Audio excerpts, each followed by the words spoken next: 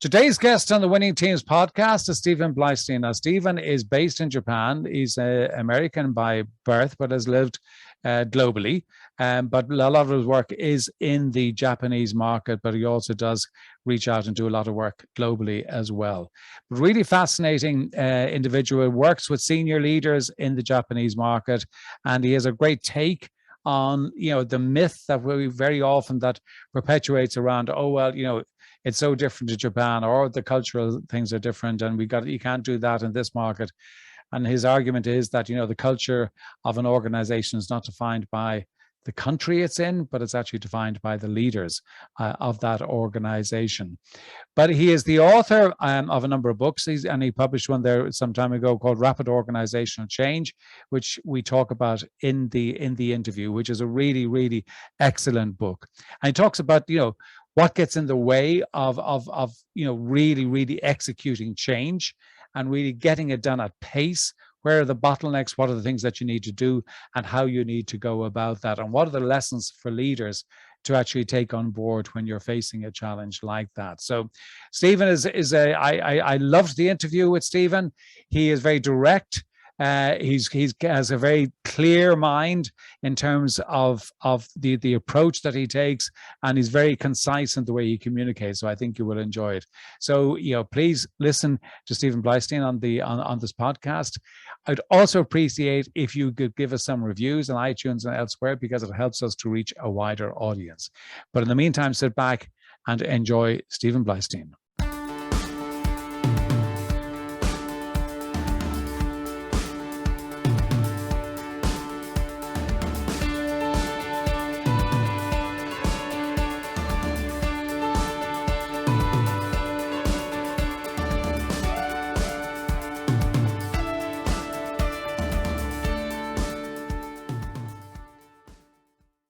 Stephen, thank you so much for joining us here on the podcast. It's a great honor to have you here to share your wisdom with my audience. Well, it's a pleasure to be here, and I'm glad that we were introduced by Dan. Absolutely. Good man. He's good, great guy, Dan. So maybe just give people a little bit of background about you, because I think that you've got a very interesting and kind of varied background. And I think it helps just to give context to the conversation that we're going to have. So maybe give a quick kind of run through your background and career. Yeah, okay. Well, just really briefly, I am the expert on rapid business growth in companies in Japan. And Japan is where I live. It's where I make my home. I speak fluent Japanese. This is where I do my business. In terms of my background, if you can't tell from my accent, I am from the United States. I grew up in Colorado, and I am a naturalized citizen of Australia. My wife is Japanese. My son was born in Australia, and thanks to my citizenship with Australia and his mother's citizenship, he has 3 passports. So he's a citizen of 3 countries, but we make our home here in Japan. Well, multicultural doesn't even begin to describe even your personal family background. But you also represent the Balanced Scorecard Institute in Japan for a number of years before you set up your own business, Reliance. Is that correct? Yeah, that's right. In fact, that was one of the first things that I did. I actually spoke in front of there was a Balanced Scorecard group here in Japan. I'm the only foreign speaker who was invited, other than the people who invented Balanced Scorecard themselves. But that was very early on in my career. Yes, that's true. Yeah, but interesting background. But I think one of the interesting things that I found in previous conversation with you, obviously you talk about Japan, you live in Japan, a lot of your work is in Japan, but your business and your work has obviously brought you, globally. But you're quite dismissive of the kind of doing business in Japan is very different to the Western world. Isn't that correct? And maybe explain that. Well, look, I find that there are all of these kind of Japan experts that talk about how they can give you guidance in the Japanese spiritual world as if it's some sort of black box, and they're the shamans of this kind of mysterious universe. Japan's not that complicated. You have to be able to see through the chaff, and people can come here from other countries, do business here, and just be bamboozled by the type of behavior that they see. And that can be quite overwhelming. But you see through the chaff. the language of value is universal. It does not matter whether you come from France, Korea, the United States, Australia, or anywhere else. The language of value is universal. And what people want in their lives is pretty much the same. And in my view, when you talk about intercultural communication and cross-cultural understanding, what that is about far more than anything else is not identifying the differences and how to navigate between those, but identify what you have in common with everyone. And it's that you build on. And that's how I've been consulting in Japan, both Japanese and non-Japanese CEOs here. And that's what's made them successful. Yeah, and when you look at the kind of, particularly the kind of non-Japanese, you know, I mean, because it very classically it'll be maybe a US company or a European company who sends their European person, you know, or you American executive to Japan, and there's kind of a mixed bag of success rate in between those with those people. If you were looking at it, I know there's a generalization, but if you're looking at it from a general perspective, what separates the ones that actually succeed for the ones that fail, apart maybe from their own innate competence, but generally speaking, what would you put it down to? Well, you know, what it comes down to is being persistent, you know, not being afraid of failure, and not giving up. You know, a lot of times when people come into, you know, these expat positions here in Japan, they'll see something in the business that they've never experienced before. They might even be told that, well, that's just the way things are here. You can't change it. The Japanese are immutable. You have to understand Japanese culture. And then they just give up on trying, or they make a few attempts and are daunted and then just give up. Once people give up, they fail. You know, that's really what separates the successful expat CEOs here from the ones who aren't so successful. They give up and then they just bide their time until they're transferred to their next position. Other ones, you know, they do, the ones who are successful. Well, you know, I'll just kind of relate this to you. You know, I was once, you know, meeting with actually a Canadian woman working for a global French company who had just taken over the role of the business in Japan. And she asked for my help. She said she wanted somebody to help coach her in how she can adapt her leadership style to a Japanese corporate culture. And I told her, look, the most successful business leaders that I know over here, they never adapt their leadership style to their company's culture. They adapt their company's culture to their leadership style. And it does not matter whether you are doing this in Japan or Russia or anywhere else. Corporate culture is never determined by the country. Corporate culture is determined by the leader. And you can make it whatever it is that you want. And that's why you can see companies, whether they're in France or the United States or in Japan, with these corporate cultures that are very distinct, you know, audacious, you know, different from what you would see from the norm. You see it in the United States all the time. You know, a company like Apple has a corporate culture which is very different from, say, a company like Sears Roebuck, you know, even though both companies are quintessentially American. Yeah. You see the same thing going on in Japan. Company culture is always determined by the leader. It does not matter what the country is. You can make the culture of your company to be whatever it is that you desire. That's just an interesting thought. The work that you do and the book that you wrote, The Rapid Organizational Change, but I mean, whatever work that you're doing, whether it's an individual or whether it's actually with the kind of a broader team or the organization as an entirety, it's all about some sort of change of one shape or another. And what you say in the book is that the major issue that causes change initiatives to fail is pace. And, you know, and I was interested when you say that, because not necessarily, I'm not disagreeing with you, but it wouldn't necessarily have been the first thing I would have said. I see other things like clarity and execution and all of that, but I'm just interested to explore what you mean by pace as being kind of the number one from your experience. Well, gee, I mean, you're kind of reminding me of some things that I've written in my book. I'm not sure what the context is any longer, you know, in which I said that. But what I will say, you know, when it comes to change, you know, there seems to be some conventional wisdom that you need to have a change in mindset before you can get a change in behavior in a company. And that is, of course, one way of doing it. You change the way people think and you will end up changing the way they act. The thing is, it's a very hard sell to get people to change mindset, particularly when you're talking about something that's really dramatic. There's going to be resistance. There's going to be fear. There's going to be things, well, why should I bother doing that? And all of the benefits that you will be talking about trying to get this so-called buy-in is all going to be theoretical. There is another way to go about change. And this is the one that I recommend, to my clients. Instead of trying to change mindset, just change behavior first and mindset will follow.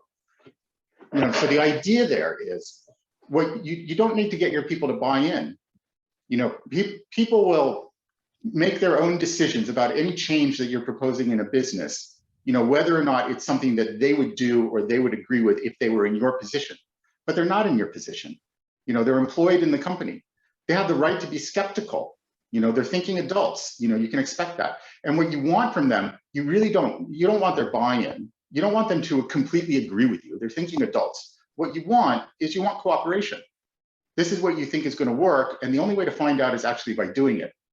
And so you want to encourage them, humor people if you have to, but get them to try what it is that you're proposing.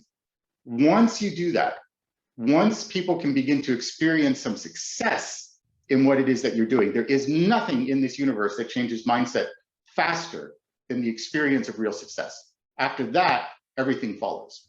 And so what you can do is, instead of trying to get buy-in and change mindset in order to, accomplish some sort of change in an organization, don't do that. Just get cooperation and changing in the behavior. People don't need to buy in. Let them experience the success first.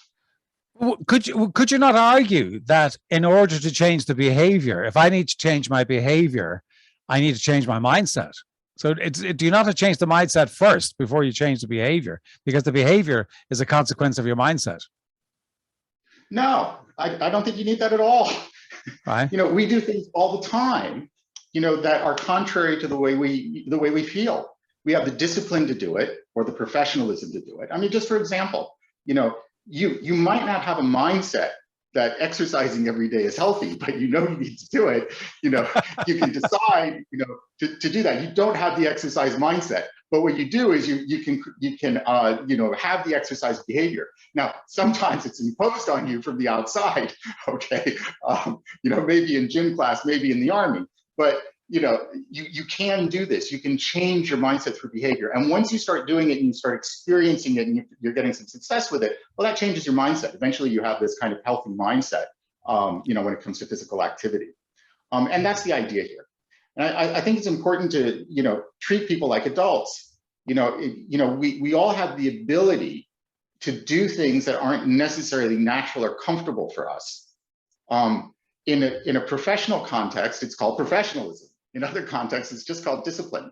You do something that's not necessarily something that you immediately want to do or that has an immediate payoff, but you do it anyway. And even in organizations, I think it is far better to treat people as thinking adults and professionals rather than having these, these kind of rah-rah, evangelical type, activities where you're trying to get everyone to buy in. They don't need to buy in. They just need to cooperate. So if they change the behavior and they're getting the results, that actually will change the mindset. That's the theory. It changes it faster than anything else. Yeah, it's a good premise. Yeah, look, once you experience success, it's success that determines mindset. Because this is my definition of mindset. Mindset is really nothing but the collection of your assumptions of what is it that causes success, what is it that causes failure, and what is it that doesn't matter. If you have those collections of assumptions, you understand mindset. Yeah. Now, the thing is, those assumptions are generally informed by experience, or they're informed by empirical observation. All right. So you can change those assumptions by giving people the experience or showing them, letting them observe what's going on. And that's the approach that I'm recommending. Okay. One of the other things you talk about, and I just thought it was interesting because you were saying that in order to create the change fast, that it's about targeting the mid-level managers. Now, a lot of conventional thinking, a lot of conventional thinking is that the change comes from the top.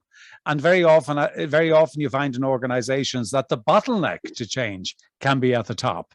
So I'm just curious as to why you're saying that, very often it's actually targeting the mid-level where you actually generate that pace in terms of change. Oh, okay. So this is the context in which I use pace. So first of all, don't misunderstand. Change does come from the top. It's the leader that instigates change. It's the leader that imposes change and should. However, what I found, at least in my experience, when you're getting this kind of resistance, to change that people talk about, usually it's not at the top. The leader wants to move forward, and usually the leader has surrounded himself or herself with, lieutenants, tier 2 type people, who are pretty much on board. They agree. It's just once you go below that layer that things start to get a little bit murky. And you can have, tier 3, tier 4, 2 layers down in the organization where there are people who are not on board. And here's the thing. When you look at people in an organization, no matter what level they're at, they will always abide by their boss's wishes and behavior. Always. Their immediate boss. And so if you have, lower level people in the organization whose immediate boss is not on board with what the CEO and the CEO's lieutenants work, there is absolutely nothing that you can say or do that will get those people to behave in the way they need to, even though they might want to, because it's not in the interest of their boss. People always abide by their immediate boss. And so the way you can affect rapid change is by identifying that layer. Now, I call it the refraction layer in my book. This idea that you have a layer, it comes from fluid dynamics or whatever. My father was a geophysicist. But the idea is like when you're trying to send sound waves down through the earth, propagating through the earth, if there's a layer that's different in substance from the layers above it, whatever waves you send down into the earth will get refracted. They'll get bent. They might get blocked. They might get reflected back up to the surface. They might just dissipate entirely. So this is the kind of thing that happens, when it comes to refraction. Now, in an organization, it's much the same. If you have a refraction layer of mid-level managers, no matter what you're communicating from the top, it will not arrive at the bottom in the way that you want it. It might not even arrive at all. It'll get bent, it'll get distorted, it might get reflected back up to the top. And so if you want to affect rapid change and you have that refraction layer, usually it's just a matter of addressing the refraction layer, so that you don't have that blocking things anymore, and you can get the whole organization to move. Because in my experience, when you have resistance in an organization, it's very rarely all of the people. It's very rarely even a majority of the people. It's usually just a refraction layer of mid-level managers, and that's relatively easy to deal with. Once you've taken care of the refraction layer, the rest of the organization can move. Yeah. So just come back and you say, okay, you got to deal with that refraction layer, and yeah. Okay, how do you go about dealing with that refraction layer?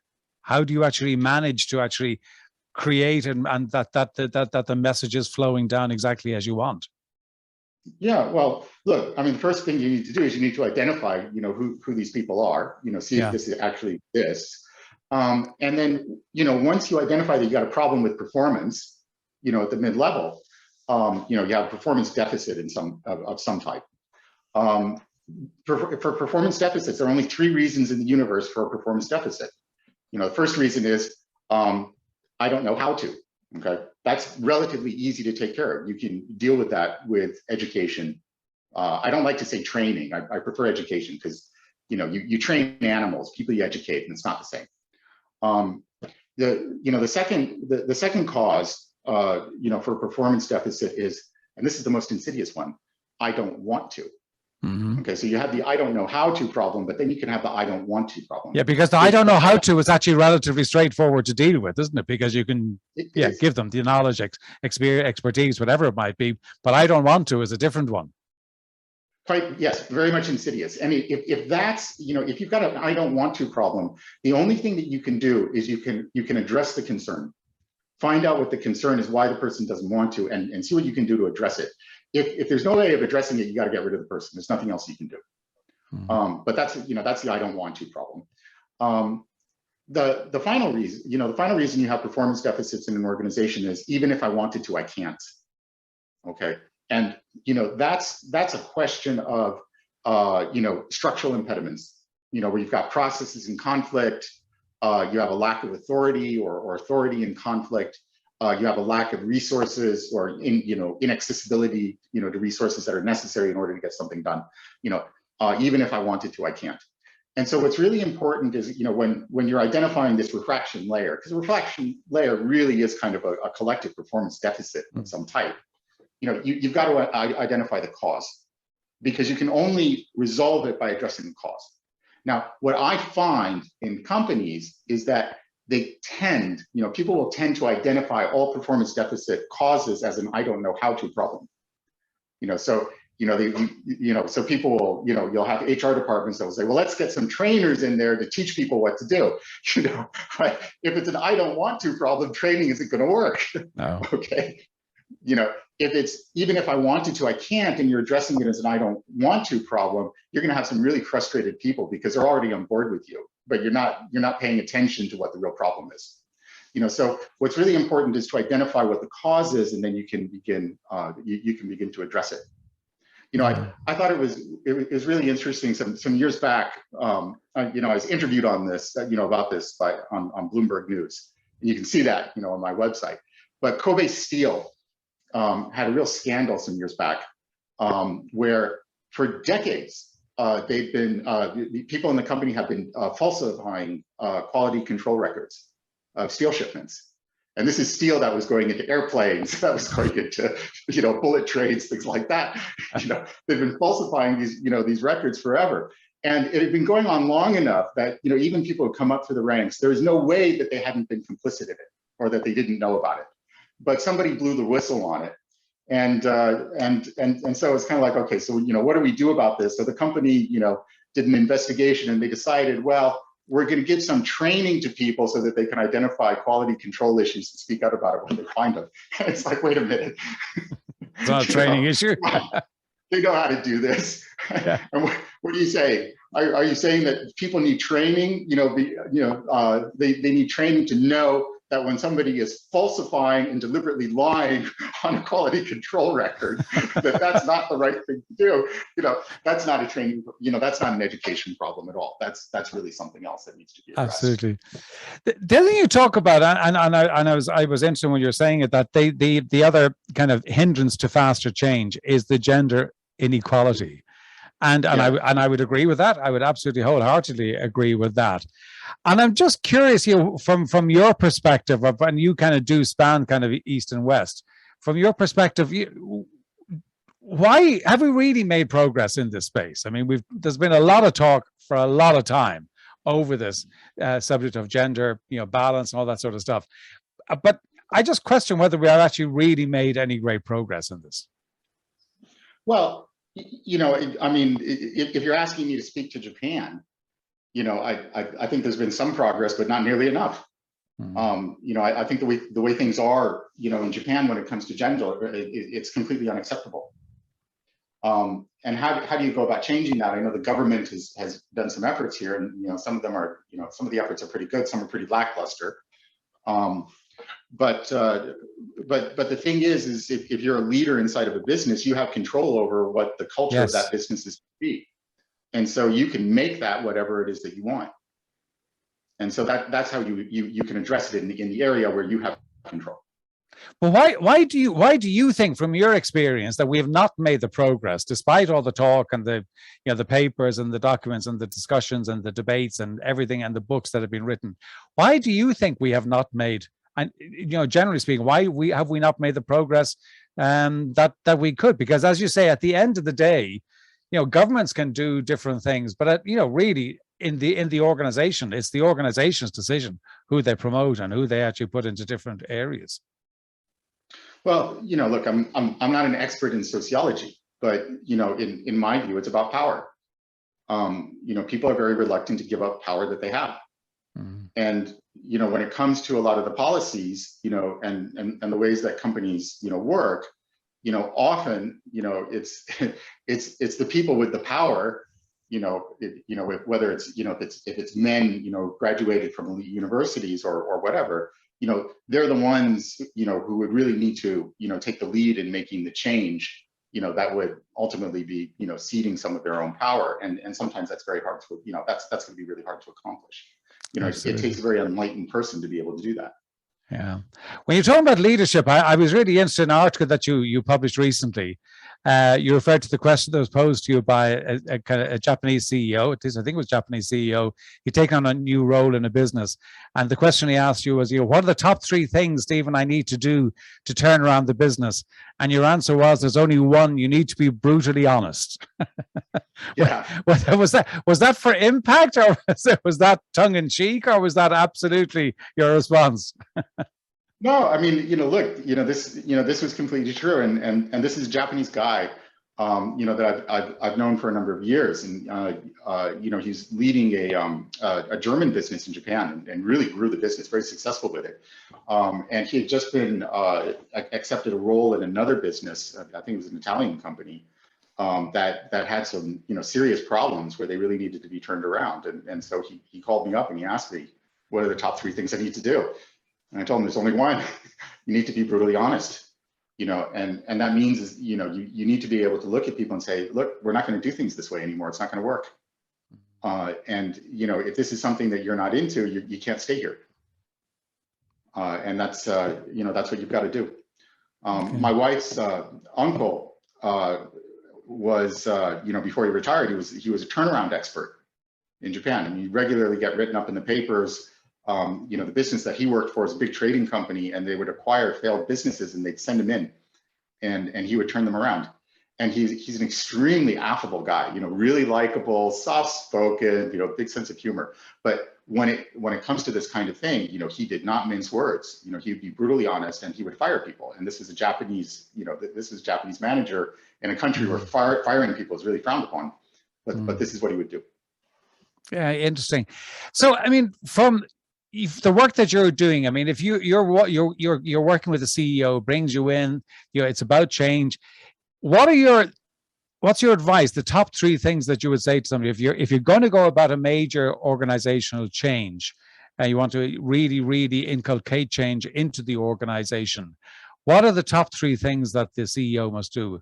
After buying your book, I hasten to add, Rapid Organizational Change. But once he's bought the book, what are the 3 things that he must do? The first 3 things he must do. There's only one. Buy the book. You never take no. You never take no for an answer. Okay, expand on that. People will tell you all sorts of reasons, why what it is that you want is impossible and why it won't work.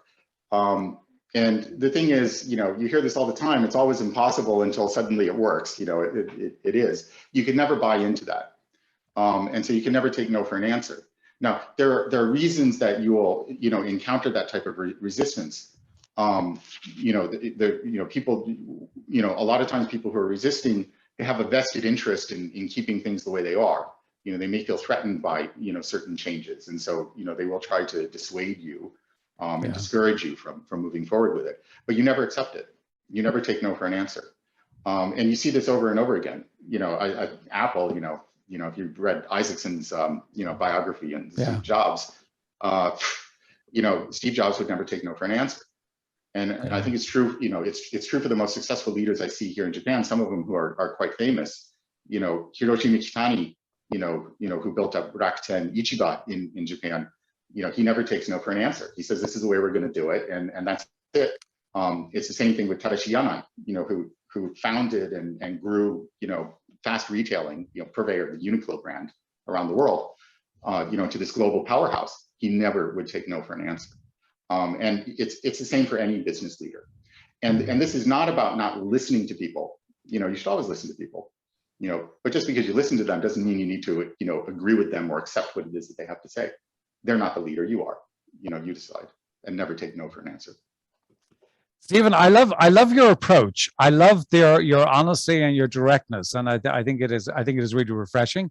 And I can understand why you're so sought after in the market that you're in. But before we wrap up and get people to, you can tell people where they can reach you. 2 questions I ask everybody. One is a book other than your own that you've read that's had an impact. What's the book and what's the impact? Well, I'll tell you what, I mean, the best business book that I've ever read, and still is the best business book that I've ever read, was actually Father Goriot by Balzac. A bit of an homage to where you are, right now in France. And I read it in French. I read French. I speak French. The thing that's just so amazing about it is, he wrote about society in Paris, around the beginning of the 19th century, and he was writing in the mid 19th century. But the types of things that he would write about, the kind of business situations and social situations that he'd write about, even in Paris today, a lot of that has not changed. And even in the world, you can still see the same type of phenomena no matter where it is that you are, and no matter what the century is, because I see a lot of the things that he's written about, in the book, in Japan. I see it in my own business. That's extraordinary. That's one for my list. That's not one that I have read before. So I'm always thrilled when I get one that I haven't come across before. Second question is daily rituals. If you have them, what they are and what they do for you. Yeah, look, cycling. I'm a cyclist. I cycle every day. I live in an area, which is just outside of Tokyo, but it's very close to a mountain range. And I cycle out to the mountains every morning and climb a couple of passes and come back and have breakfast and then start my day. But cycling is something that I do every day. And I'll take some days off, but for the most part, I do it every day. And, for me, it's just, this is how, all of my creativity is just at its, sharpest point, when I'm in the saddle, or, and I just love, getting up and onto the top of the mountains, watching the sunrise, over the Kanto Plain. And there's nobody around, and it's just, trees, nature, birds, the occasional wild boar who comes into the road, but, apart from that, very, very pleasant and very serene. And how long would you go for? How long would you cycle for every morning? Usually between 3 and 4 hours. 3 and 4 hours every day? Yeah, most days. That's so impressive. I start my day at about 3 a.m. That's very impressive, I must say. Yeah, I mean, I because where I live, because you're saying I live in France, it's a great cycling country, and I live out in the country, so that I can identify with that. Wouldn't say I get up at 3 a.m. to do it, but I get a little bit later, but I do get out, and there's something magical about cycling in the countryside where there's nobody around, and the scenery is phenomenal. Stephen, thank you for doing this. Again, I'd highly recommend your book to anybody listening, The Rapid Organizational Change. I'm sure you have one there handy. Yes, so they can see that. And where can people reach you, where they can find out? Because you do actually, on your website, there is a load of content and a load of resource. I mean, it's quite a treasure trove of content. So where can people reach you? We put in the notes, but if people listening in, where do they go? Yeah, put it in the notes, but it's the URL is Relansa, RELANSA.co.jp. So this is a .co.jp. You go to that website, you'll find lots of free resources. Articles, videos, articles I've written for the press. My news interviews on Bloomberg. So you can see all that content there. You can also just Google my name. Stephen Bleistein. You'll get a lot of hits. Absolutely. And I would echo what you say about your website. It is actually a real treasure trove. There's a fantastic amount of content in there. It's really fascinating. And it's one that you can spend some time getting some great content. Stephen, thank you for being a guest today on Winning Teams. It's been a real privilege and honor to have you. And I really want to thank you for your time. That's a pleasure. Anytime.